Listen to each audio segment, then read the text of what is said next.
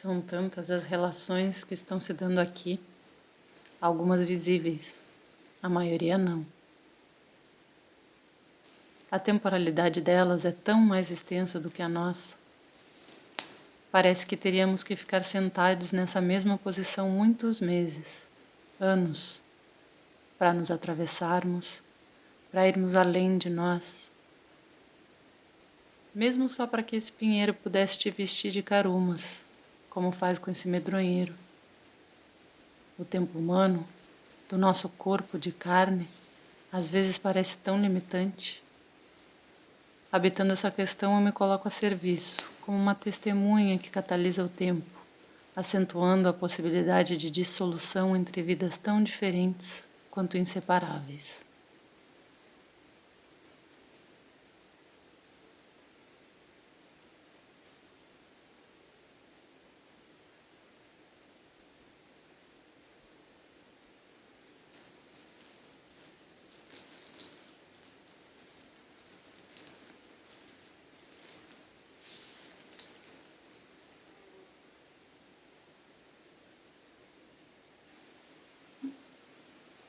A onipresença da Karuma cria nessa clareira uma convivência serena entre morte e vida, descura e cura, desintegração e integração. Exercitar aqui a ancoragem, um ficar para ir com o movimento incessante da impermanência. Sentar humana com as formas de vida incomensuráveis das árvores e do vento, e a sensação inicial de separação, permitindo que a escuta e a espera, aos poucos, tornem sensível a conexão e alinhem, dentro e fora, a inseparabilidade enquanto sentir.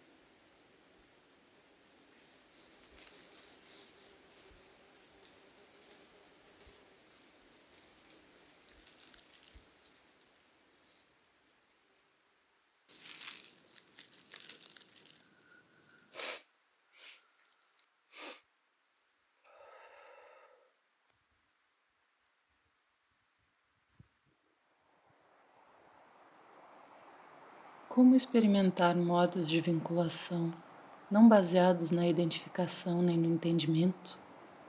Experimentá-los não só como gesto de desimunização entre humanos, mas também enquanto prática alargada de sintonização íntima com alteridades mais que humanas?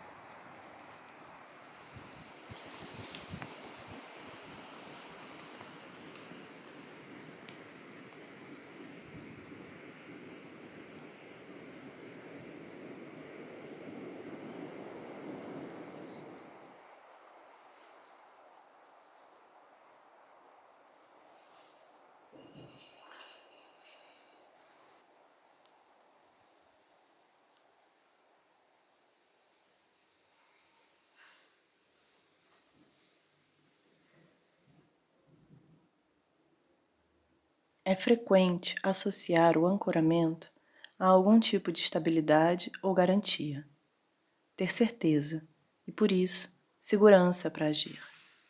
O problema com essa associação é que tudo que parece garantido ao nosso redor, mais cedo ou mais tarde, se revela imprevisível e, no limite, impermanente. O que cada um me carrega de fato como certeza, na maioria das vezes, é perversamente justo aquilo que desestabiliza. As crenças profundamente entranhadas como verdades, narrativas fixas sobre si ou sobre como as coisas são, que fornecem a perspectiva a partir da qual miramos o mundo, e são mais fonte de desamparo do que de confiança e serenidade.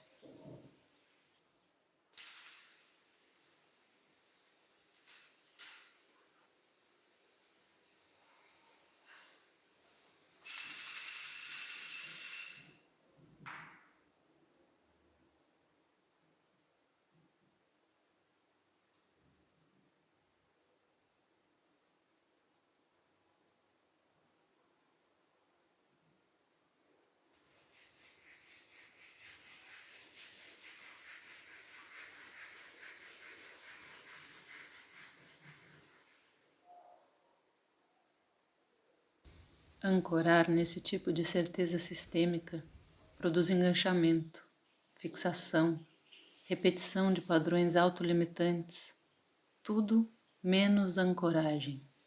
Um ancoramento que é também coragem e que acontece no e com o movimento vital.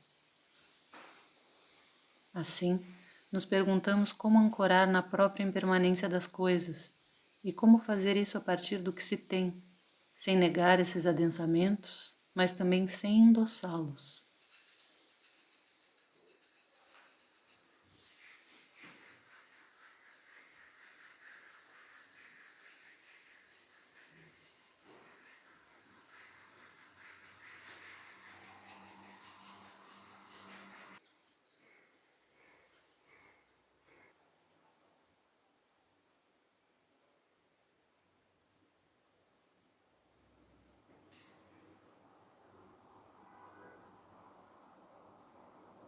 Escolhemos trabalhar com cascalho de brita, pedra usada na construção de casas e de caminhos, e que misturada com cimento costuma ser um dos lastros concretos do projeto civilizador colonial.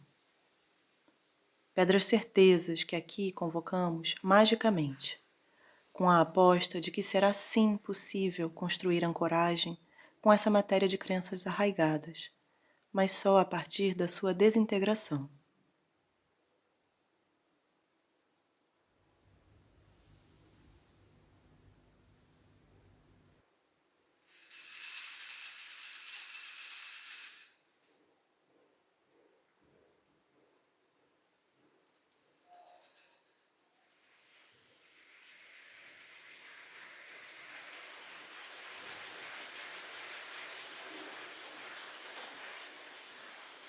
Associando-os a pedrinhas colocadas numa ânfora, convocamos alguns dos blocos empedrados que nos constituem em diferentes níveis, começando do plano do que sabemos, da narrativa biográfica e familiar, rumo a um mapeamento de marcas transpessoais, ancestrais e históricas, até atingir o que não sabemos, mas que também nos compõe num plano celular, transhumano e cósmico.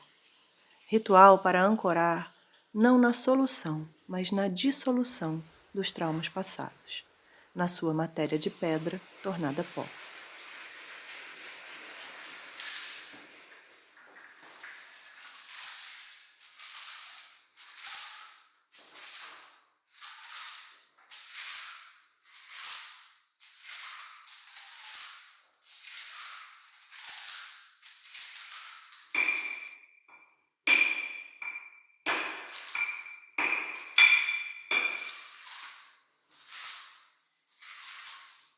Pendulando essas ânforas de um lado para o outro, experimentamos fazer da ancoragem um gesto duracional de desatação de nós, desfazimento de nexos, pulverização de adensamentos afetivos por temperança e equilibração lenta, efeito da redistribuição sensível, da desfragmentação e da mistura.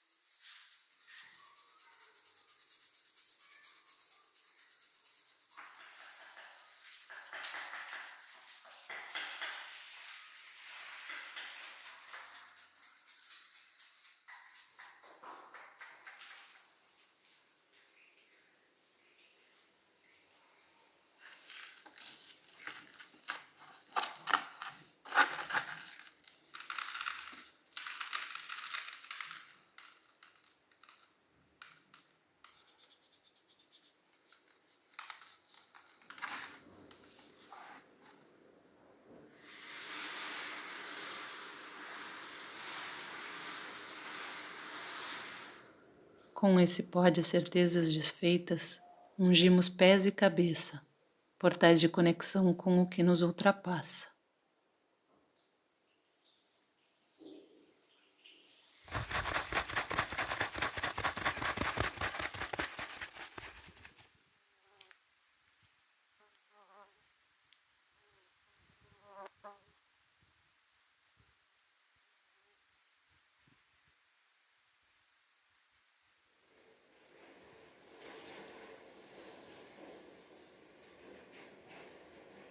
Quando algo, ou alguém, nos mobiliza na nuvem complexa do que chamamos de amor, camadas do nosso ser vão se abrindo para esse contato.